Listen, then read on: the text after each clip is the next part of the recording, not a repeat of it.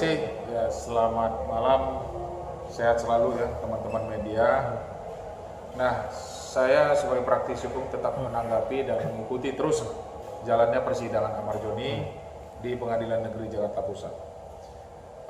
Bahwa di dalam KUHP ya, Kitab Undang-Undang Hukum Acara Pidana, pasal 196 ayat 1, yang mana berbunyi terdakwa wajib hadir secara prinsip ya sebagai syarat mutlak agar persidangan berjalan demi menjamin hak membela diri dan dialog hukum yang adil. Namun KUHP juga mengatur pengecualian, yaitu in absentia, tanpa kehadiran terdakwa. Nah, di sini dikatakan wajib hadir si terdakwa di persidangan tanpa alasan, kecuali ini yang dikatakan tadi tanpa kehadiran terdakwa, yaitu in absentia. In absentia ini ada beberapa perkara, yaitu perkara sudah dipanggil 2 kali, ya kan, tidak hadir, kemudian dijemput paksa untuk dihadirkan di persidangan. Atau perkara-perkara teroris atau perkara tindak pidana korupsi. Jadi tidak hadir pun terdakwa bisa diputus atau bisa tanpa kehadiran terdakwa. Namun ini adalah perkara narkotika. Yang mana narkotika ini adalah salah satu atensi dari negara ini untuk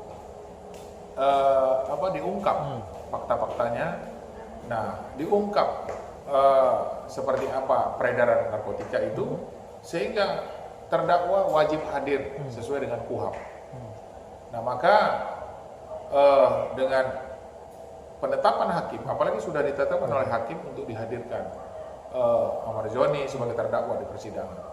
Jadi saya pikir penetapan hakim ini harus dihormati dan harus dilaksanakan. Kalau tidak dilaksanakan, maka ini presiden buruk pada sebuah penegakan hukum. Itu barangkali. Bang, akhirnya Dirjen Lapas ibaratnya menyetujui lah pemindahan Amar Joni dan kawan-kawan dari Nusa Kambangan ke Jakarta. Tapi ini butuh proses yang panjang. Hampirnya 2 minggu lebih lah akhirnya Amar Joni pekan depan akan dihadirkan. Ini ada apa, Bang? Ini karena ada tekanan atau ada backingan atau ada bandar yang tidak ingin Amar Joni mengungkap. Apalagi kan Amar Joni kan sudah ingin jadi JC, Justice Collaborator, untuk nanti benar-benar datang, Bang. Gimana, Bang? Iya, itu saya katakan bahwa tidak ada alasan lagi pihak-pihak tertentu untuk tidak menghadirkan Amar Joni di persidangan. Karena penetapan hakim sudah, menurut KUHP juga harus hadir. Jadi apa alasan lagi dari pihak-pihak instansi terkait atau Dirjen Lapas tidak menghadirkan atau jaksa penuntut tidak menghadirkan terdakwa? Kalau dia dikatakan kalau Zoom itu tidak maksimal sidangnya, kecuali pada saat COVID. Kalau COVID itu boleh-boleh saja sidang itu melalui Zoom atau online. Tapi ini kan tidak ada COVID, tidak ada lagi namanya virus. Nah, atau jangan-jangan ada virus-virus lain, ya kan? Takut terungkap semua ini, baik itu bandar ataupun orang-orang yang diduga melakukan perdagangan narkotika di dalam lapas, ya kan? Karena salah satu dugaan-dugaan ini yang banyak terjadi itu banyak narkotika itu dikendalikan melalui dari lapas. Tapi apakah itu pelakunya Amar Joni? Itulah nanti akan diungkap di persidangan. Jadi nggak boleh jauh di sana. Ada apa? Semakin curiga kita, ya kan? Semakin curiga bahwa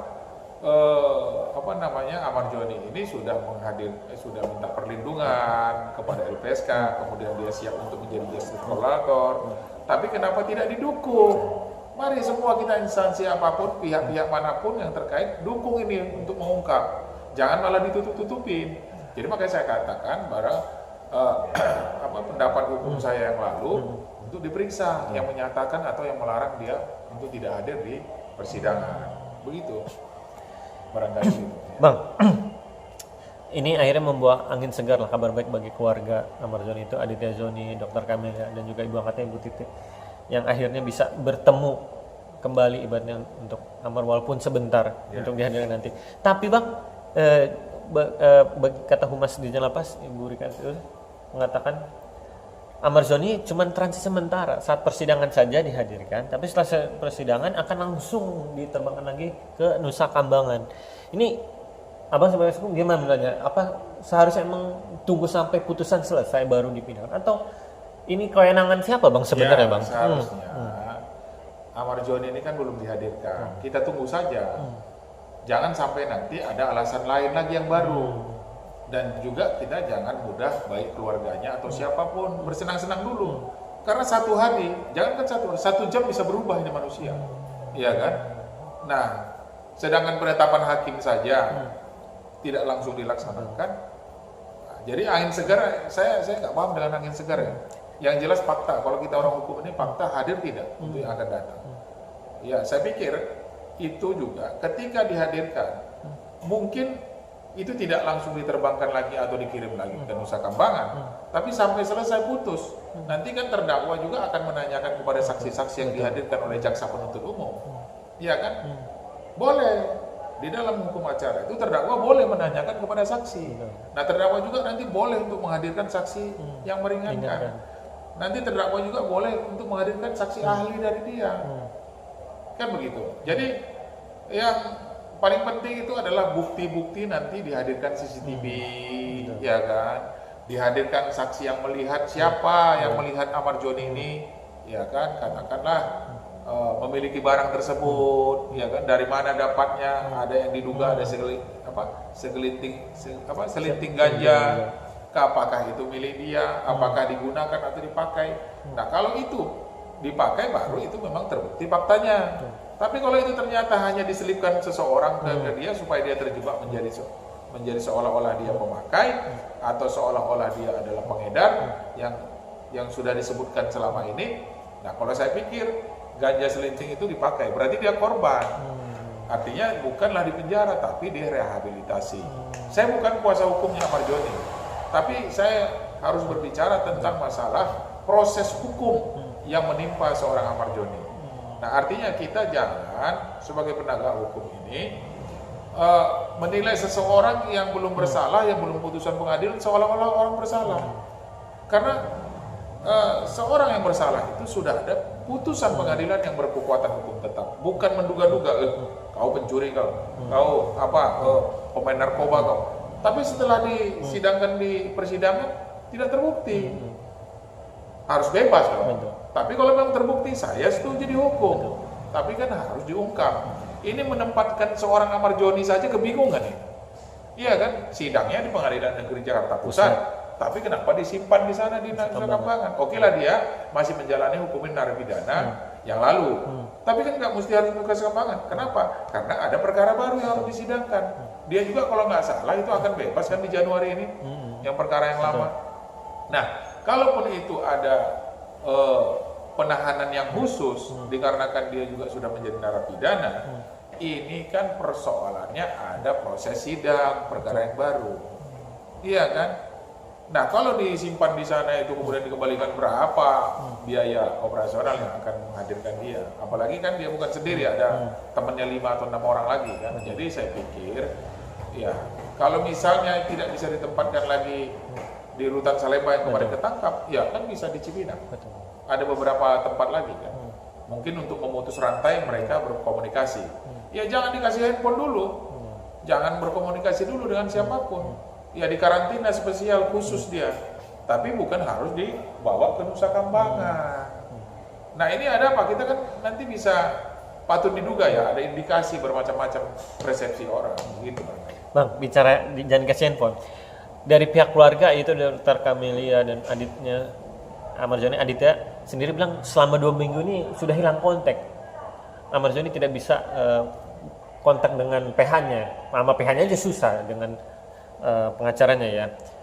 Ini apa emang seketat itu Bang di Nusa Kambangan ibaratnya untuk berkomunikasi dengan keluarga apalagi PH-nya? Ya seharusnya tidak begitu.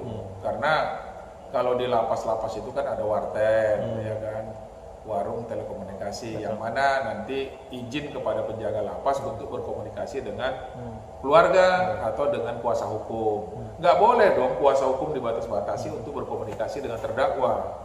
Karena ini ancaman hukumannya apalagi di atas 5 tahun, wajib terdakwa itu didampingi oleh pengacara, wajib berkomunikasi. Nanti kan diawasi. Apabila dia, yang penting tidak menghilangkan barang bukti, tidak mengulangi perbuatannya, atau tidak melarikan diri. Kalau sudah ditahan kan nggak mungkin melarikan diri, Betul. iya kan? Tidak menghilangkan barang bukti juga, barang bukti kan sudah di tangan jaksa, iya kan? Tidak mengulangi perbuatannya, ya dijaga ketat supaya narkoba jangan masuk lagi di sana, begitu. Jadi saya pikir itu tidak patut ya, artinya dibatasi komunikasi dengan kuasa hukum, karena kan dia akan bertanya seperti apa, ya kan, sudah berapa lama dia ditahan, sesuai dengan hukum acaranya, kan begitu. Nah, seorang terdakwa yang tidak memahami tentang hukum, tentu dia bertanya kepada kuasa hukumnya. Jadi komunikasi itu jangan dibatasi, apalagi 2 minggu sudah tidak bisa kontak. Nah, patut diduga lagi, ada apa ini? Apakah ada intimidasi kepada seorang Ahmad Joni dengan oknum-oknum, dengan orang-orang yang tidak bertanggung jawab? Nah ini harus diungkap di persidangan. Jadi kita berbicara ini tentang hukum acaranya, ya kan, sesuai dengan apa yang saya sampaikan tadi. Ini undang-undang itu KUHP, wajib hadir terdakwa di persidangan.